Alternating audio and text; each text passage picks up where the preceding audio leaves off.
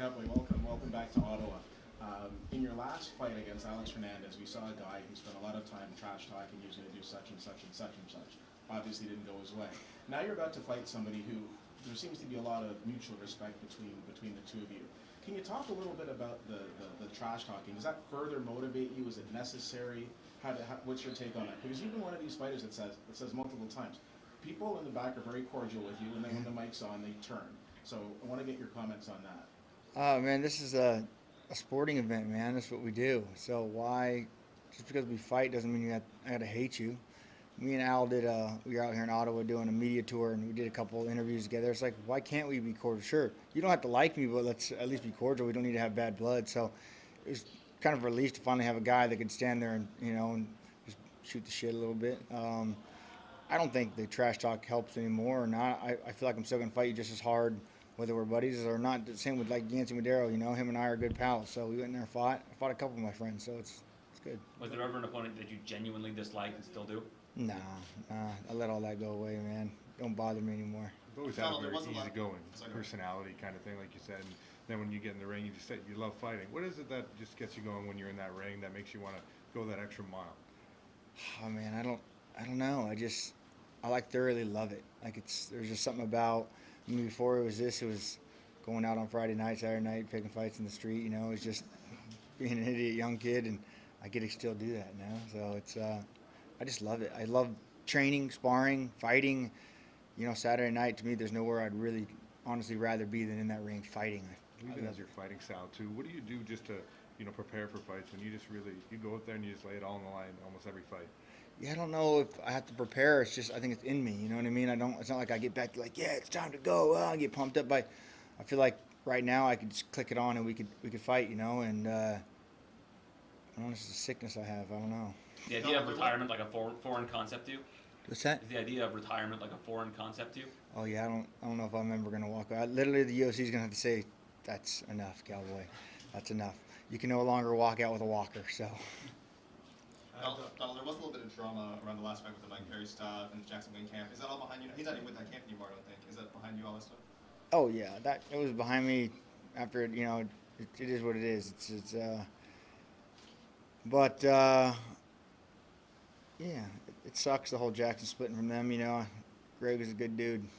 I still have love in my heart for him for sure, but it's totally behind me. I don't even weigh it out at all anymore. Cowboy, quick question about your budding movie career. Equalizer 2, great job, Denzel. Is there another one on the slate?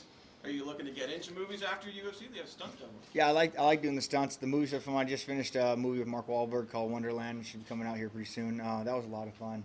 I was actually in Boston training for Alex the whole time I was out there. We were filming the movie, so it was a ton of fun. Pete Berg, the director, totally let me train. Like when I'd show up on set, he'd be like, "Have you got your work in today?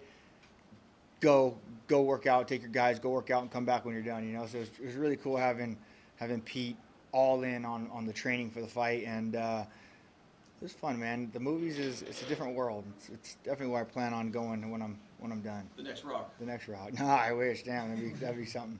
Hey Donald, I'm often said Cowboy Cerrone is a great fighter. Dad Cerrone's been an absolute killer. How has the birth of your son influenced your in-ring career? Man, it's like a primal feeling. I remember before I had a kid, and even when I first had the kid, I was like, it's like so cliched when people talk about now you have something to fight for. Man, it's insane how you do, like how it gives you something to like. I just took him to get his shots, and the doctor gave him a shot, and he started crying, and I like teared up, and I was like, I'll fucking kill you, bitch. Like, you know what I mean? Like, seeing him in that pain, I was like, I get it, man. If somebody ever did something to one of my kids, there'd be no turning back, man. It's wild, totally different reason, and there's like a meme on the internet that says, I thought about quitting until I realized who was watching, and it's like, man, you have so much more to like not quit and keep going and push through because someone is watching. Not even the people that are watching, but like my own family. It's like, I don't know, it's just different. Did Dean Jamaica show? Yeah, he's here. He's on the airplane right now. Lindsay said, I'm just going to drop him off. We're in Philly. I'm just going to leave him here. I said, all right. He's a little fucker. Has training camp changed at all as a dad? Because a lot of times we hear fighters say, I miss my family, but you've got the ranch. Yeah, they're all, and thank God I have such a good team with me because Lindsay works. She's going to school to be a doctor, so she has all these clinicals and internships she has to do all day. She works like 14 hours, so we have the baby all day, and my team, we just take turns like watching him when I'm training, and it's cool. He's there all day long. It's fun, man. It's sometimes it's tough because you don't get a second to yourself anymore. So everyone out there trying to have a kid, they take every ounce of your time. You know, you don't have any time to watch the phone. They want to play with your phone. They want to touch this. He wants to crawl over here. He wants to be held. He wants to be down. He wants to cry. It's like, oh, you little fucker, just give me a minute, right? So it's training camp, it's tougher for sure, but I love him, man. It's cool. You've done really well in Canada when you fought here. What do you like the most about this country? Obviously aside from that. Man, it's pretty cool. I get a great welcoming here in Canada, man. I like fighting all over the world. The reason I got into kickboxing years ago was to travel. I remember I used to make $500-700 to go to Tokyo and fight, and I'd be like, yeah, but I just need you to extend my ticket a little bit so I can go see the country, you know. And everyone talks about, man, you fight on short notice. Like, man, I used to get a call on Wednesday and fight in Japan on Saturday. So the days of taking short notice fights have always been a thing I've done, and I love seeing the country. I love traveling. So any chance I get to go, UFC wants to send me somewhere, I'm like, let's go, man. Let's go see the world, and I love it. Speaking of travelling, this is the first time I think we've seen you since doing a shoey in Australia with Tai Tuivasa. So what was that cultural experience like for you? Australia was a lot of fun, man. I thoroughly enjoyed it. I had to drink out of my own boot because a random stranger's nasty shoe. I don't know how Ty does that. We'll be walking to the casino and someone come with like a nasty, and he'll just take it, and I'm like, and then they spit in it. Nah. Earlier this week you said you're not chasing the Conor fight anymore. That was a fight you always wanted. What's the motivation behind like saying, you know what, it's over?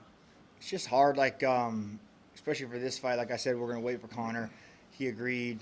We were supposed to have it done. Then he said he needed more time, and it just kept getting drawn out. So I was like, no, not anymore.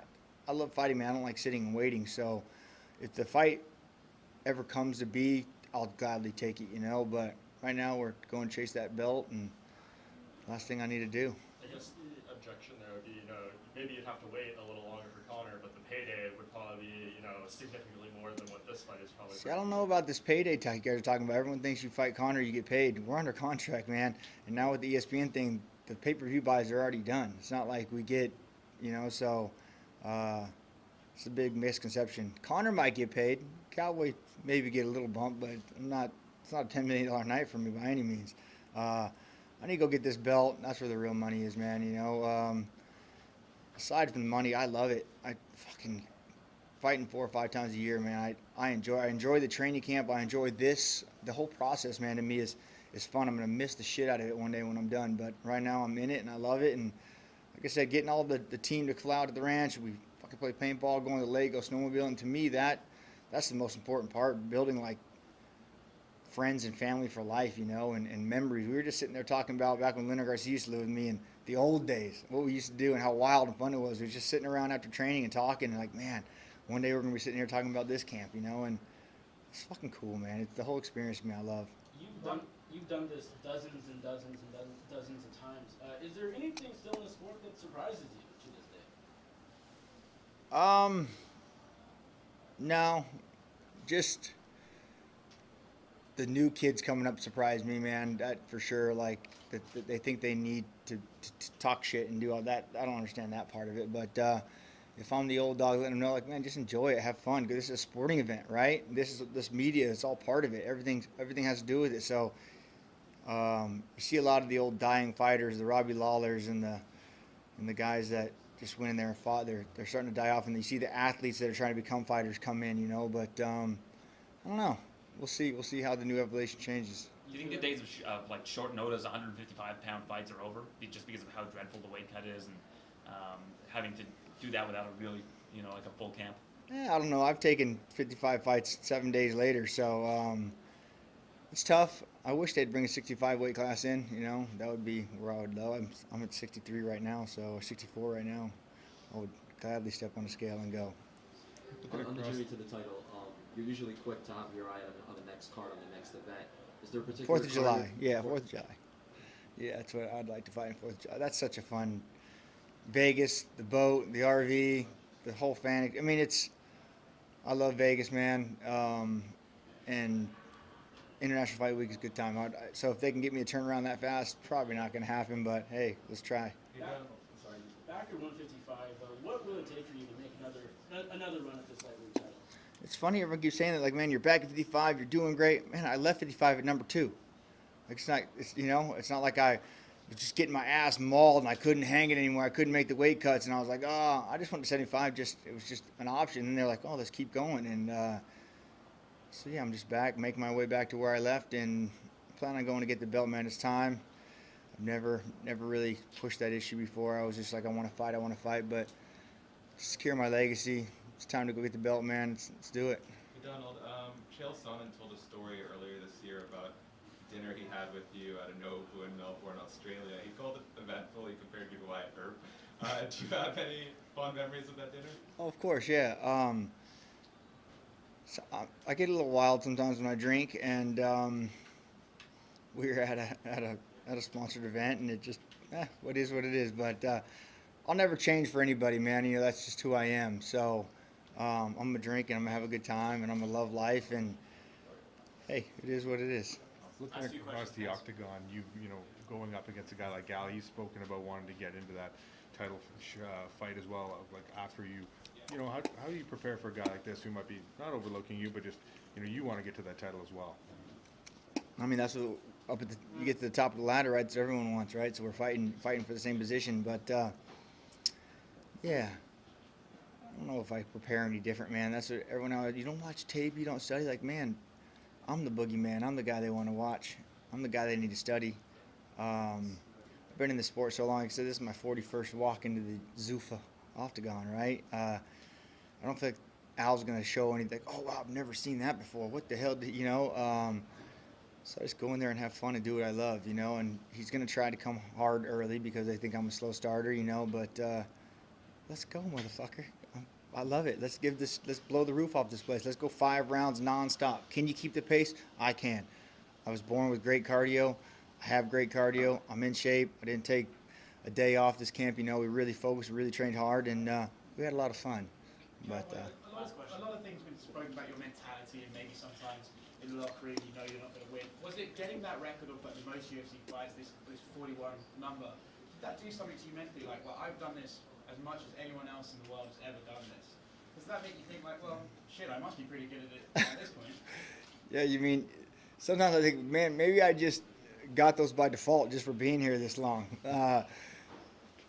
I'm still scared to death, man. It's such a mind fuck this whole week, and when you're in the back locker room, there's a lot of pressure, man. There's a lot of people, there's a lot of things going on, and to overcome that is tough. And do I have the answer? No. So come Saturday, what's my mindset? I have no fucking idea. When I wake up Saturday morning, I might be ready to rock. When I walk in the cage, it's like, reel it the fuck in, let's go. You know, I mean, it's just, or you're fired up, you're ready to go. What cowboy shows up? I don't know, no idea. Like I say, you train to do it on your worst day, right? And we've answered every question through training camp. I think we're prepared. Actually, I know we're prepared. I feel good. I feel confident. Right now, I'm ready to fight. You know what I mean? So Saturday night, I'm going to be back there and I'm like, whew, same questions. Why are you doing this? Why are we here? This is my last one. This is it, you know? And as soon as it's over, I'm like, let's book another one. Let's go. I gotta chase that feeling. I gotta find. There's nothing in the world that makes me feel like that, and that's why I do all this crazy shit to try and touch that feeling. But fighting is the only thing that gives it to me. You hold the record for most knockouts by kick in the UFC. What has made your kicking game so effective? Is it a timing thing? Just how you train it? What makes it work? I don't know. A lot of people make fun of the way I kick, like unorthodox, funny, crazy style, and I don't know why or what. Just I have like crazy dexterity in my legs, right? Like I can throw a triangle up without my hands, you know, and just like throw it up on someone's guard high, and I just have real good dexterity in my hips. And who knows though? Who fucking knows? It's not like I just practiced the kicks. It's crazy. I was just hitting with Henry Hoof in Vegas, you know, and he was like, "Wow, I've trained 4 people to fight you. It's my first time ever holding pads for you, and your kicks are crazy. Like how you can just throw them up that fast." And I think I was just born like that, man. You know. So I'm not sure. I don't have an answer for that.